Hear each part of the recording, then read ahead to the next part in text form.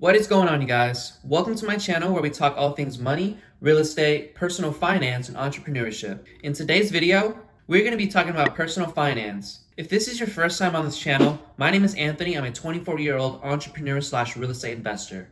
Today, I am going to be showing you the best ways on how you can increase your credit score. Disclaimer, I am not a CPA or certified financial advisor. These are just my opinions and speculations, and you should always consult a professional. So there are many ways to increase your credit score. But first, you need to understand the factors that build up your credit score. The biggest factor that makes up your credit score is your payment history. That accounts for a whopping 35% of your score. Then you've got the amount owed, which is the amount of total debt you owe.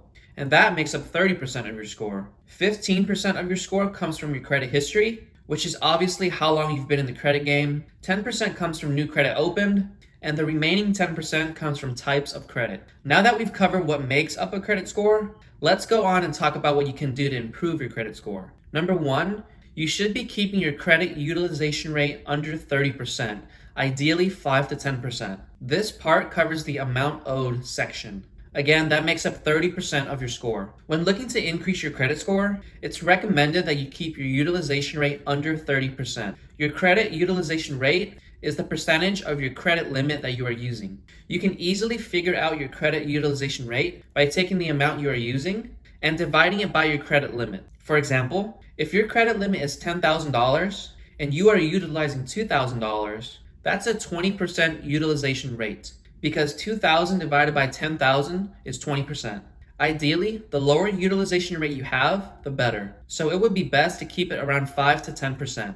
With a higher utilization rate, it looks bad in the eyes of the bank. From their perspective, it looks like you're in need of borrowing money, and it comes off as a bad impression. If you guys are getting any value and enjoying this video, go ahead and thumbs up this video and subscribe. Each and every one of you who do so will help this channel out tremendously and help reach more people like yourself. And if you want to be notified every time that I post a video, click that notification bell. I'll be posting 2 new videos every week. Thanks guys, let's get back to it. Number 2 on how you can increase your credit score is to increase your credit limit. In relevance to number 1, increasing your credit limit will help increase your credit score. The idea is if you're only using $2,000 of your $10,000 limit, that's a 20% utilization rate. But if you were to use that same $2,000 on a $20,000 credit limit, that would give you a 10% utilization rate. To increase your credit limit, you can do 2 things. You can wait to receive a pre-approval email from your bank about being approved for a credit limit increase. I'm not sure if every bank does this, but I'm banked with Chase and they do that. I think I got mine a year after having my credit card, so you can expect anywhere around that time. The quicker and easier way to increase your credit limit is you can call up your bank's credit card department and speak with a representative directly. Be polite and respectful with the representative, as they deal with plenty of people daily. Before speaking with the representative, prepare yourself. They're bound to ask you questions. Figure out why you want a credit limit increase. Why should they grant you an increase? Have you been good at paying all your bills on time? Are you carrying any debt? These are all questions you need to prepare yourself for. Don't expect to get an increase if they ask you why, and your reason for wanting an increase is because you want a new Gucci bag. You also don't want to ask for an increase if you're a new customer or have only had the card for a couple of months. You need time to build that rapport with them and show that you are a worthy candidate for them to give you more access to their money. If the representative doesn't approve you, they'll tell you why. If it's because your credit history is too new or you're carrying a lot of debt, then it kind of makes sense for them not to give you more access to their money. But if it's not a legitimate reason, you can always call back to speak with a different representative.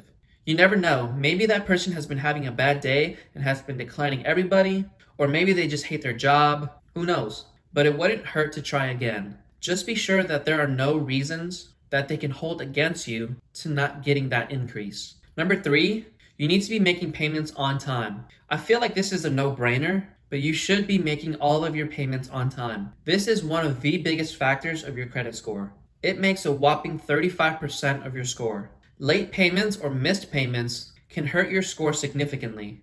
Late payments can go on your credit report and affect your score if you are at least 30 days past due. You may have to pay your lender or card issuer a fee, but it can't legally be reported to the credit bureaus. Once you go past the 30-day mark, the late payment will show up on your payment history. The longer you go without paying, the worse it is for your score.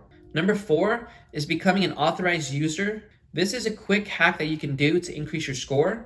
If you know someone who has a great credit score and a well-kept credit history. If you do have a relative or friend with a long record of responsible credit card use and a high credit limit, consider asking them if you can be added as an authorized user on one of their accounts. The account holder doesn't even have to let you use the card or even give you the account number for your credit to improve. This is a great step for those who are just starting out with their credit journey and need help building up their score. After you've become an authorized user, you'll receive a credit card tied to their account and you can make purchases. However, you are not responsible for making those payments. That is still the account holder's responsibility. Just be sure that the account holder is doing well with their own credit, because if they are actually bad with payments or have a bad credit score, it can actually hurt your score as well. Before you consider piggybacking on someone else's credit, make sure they ask their card issuer if adding an authorized user will have any negative effect. If you guys enjoyed this video and want to see more content like this, don't forget to like and subscribe. I plan to give as much value as I can and make a bunch of content about money, real estate, personal finance, and entrepreneurship.